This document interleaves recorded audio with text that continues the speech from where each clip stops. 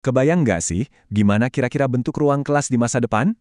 Nah, di Indonesia, masa depan itu ternyata udah mulai kelihatan loh. Hari ini, kita bakal ngobrolin gimana kecerdasan artifisial dan coding mulai mengubah cara anak-anak kita belajar. Ini bukan sekedar ikut-ikutan tren teknologi ya, pemerintah ngelihat ini sebagai sesuatu yang jauh lebih mendasar. Ini tuh sebuah keharusan buat ngebangun masa depan Indonesia. Tujuannya, ya biar generasi kita nanti nggak cuma bisa beradaptasi, tapi juga jadi pemimpin di panggung dunia. Oke, terus gimana semua ini bakal dijalankan? Nah, ini dia peta perjalanan kita hari ini. Kita akan bedah semuanya satu persatu. Mulai dari kenapa ini penting, visinya apa, rencana besarnya gimana, sampai nanti kita lihat contoh nyata AI di kelas, dan gimana peran guru juga ikut berubah total. Oke, kita mulai dari pertanyaan paling dasar. Kenapa sih harus ada perubahan ini sekarang? Nah, perubahan sebesar ini tuh nggak datang tiba-tiba.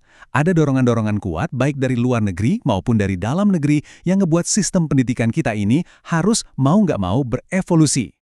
Jadi gini, kita ini kan lagi ada di tengah-tengah revolusi industri 4.0 ya.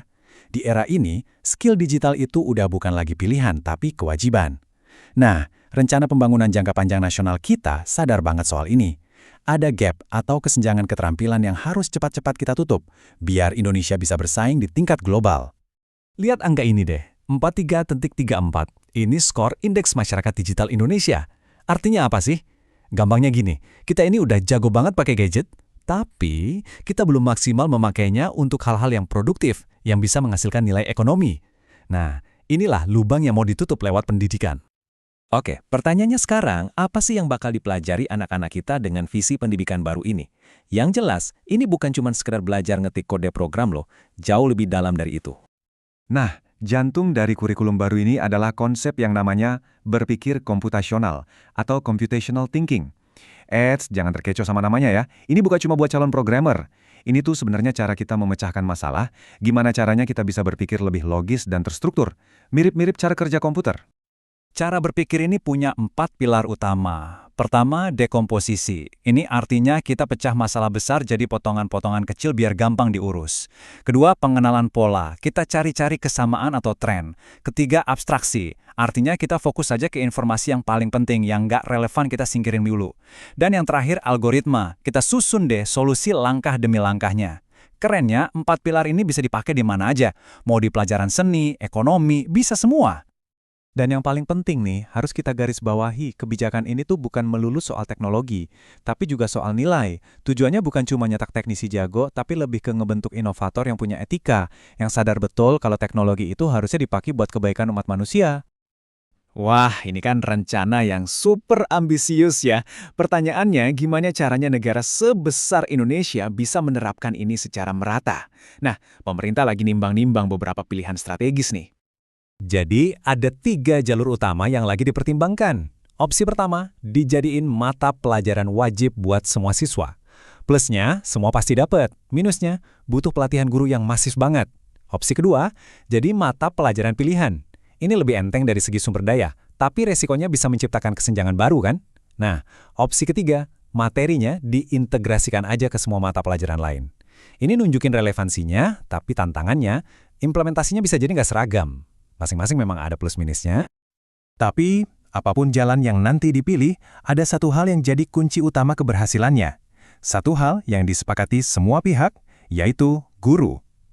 Ya, seluruh inisiatif ini bakal berhasil atau gagal, itu sangat bergantung pada kesiapan dan dukungan kita semua kepada para guru di seluruh Indonesia. Oke, sekarang kita geser dulu dari level kebijakan yang tinggi. Yuk kita coba intip langsung ke dunia nyata. Ke dalam ruang kelas. Bakal kayak gimana sih nanti prakteknya? Nah, ini nih mungkin pertanyaan yang paling banyak muncul di kepala para guru dan orang tua. Emangnya gimana sih AI ini bisa beneran kepake di kelas? Apalagi buat anak-anak TK atau SD? Atau di sekolah-sekolah yang teknologinya terbatas? Mungkin nggak sih? Nah, ini ada contoh nyata dari buku panduan untuk guru. Simpel banget. Seorang guru ngetik perintah atau prompt ke AI, isinya, tolong buatin ide aktivitas sederhana buat anak TK tentang bentuk. Tapi ada syaratnya, aktivitasnya nggak boleh pakai teknologi, nggak boleh ngeprint, dan harus pakai benda sehari-hari, kayak tutup botol. Dan voila, lihat apa yang AI kasih. Cuma dalam hitungan detik, AI langsung ngasih ide permainan kelompok yang super kreatif. Anak-anak bisa belajar bentuk lingkaran, persegi, segitiga, pakai badan mereka sendiri, dan tutup botol. Praktis banget, seru, dan yang paling penting, sama sekali nggak perlu layar atau gadget. Kita lihat contoh lain ya, kali ini buat anak yang sedikit lebih besar. Ada guru kelas 2 SD yang minta tolong AI. Perintahnya, buatkan permainan edukatif tentang bangun datar, temanya bikin mainan dari kardus. Nah, dari dua contoh tadi, jadi jelas banget ya. Posisi AI di sini tuh bukan untuk menggantikan guru. Sama sekali bukan. Anggap aja AI ini kayak asisten pribadi yang super canggih. Dia bisa bantu nyiapin RPP, bikin soal yang beda-beda sesuai kemampuan murid, ngerancang game seru. Jadi, guru punya lebih banyak waktu dan energi untuk fokus ke hal yang paling esensial, yaitu berinteraksi langsung dengan muridnya. Dan ini membawa kita ke titik akhir diskusi kita, yang mungkin dampaknya paling transformatif dari semuanya. Yaitu, gimana peran seorang guru bakal didefinisikan ulang di kelas yang sudah didukung AI. Ada satu kalimat yang menurut saya ngerangkum semuanya dengan sempurna. AI sebagai asisten, guru sebagai navigator. Keren banget kan?